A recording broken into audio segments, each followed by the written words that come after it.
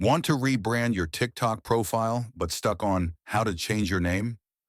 I'll show you the exact steps to update both your display name and username in less than a minute. Pay close attention. There are important limits you need to know. First, open your TikTok app and tap Profile in the bottom right. Now tap Edit Profile.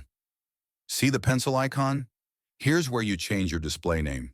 Tap on your current name, delete it, and type your new one.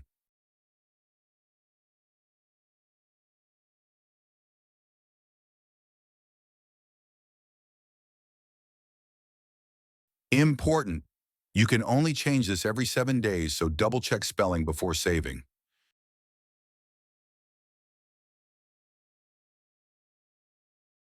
Next, let's change your unique at username. Scroll down to the username field and tap it. Enter your new handle, but remember it must be completely unique across all of TikTok.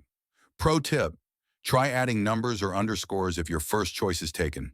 Warning, you can only change this once every 30 days, so choose wisely. That's it. You're now ready to update your TikTok identity. If this helped, imagine what our other quick tutorials could do.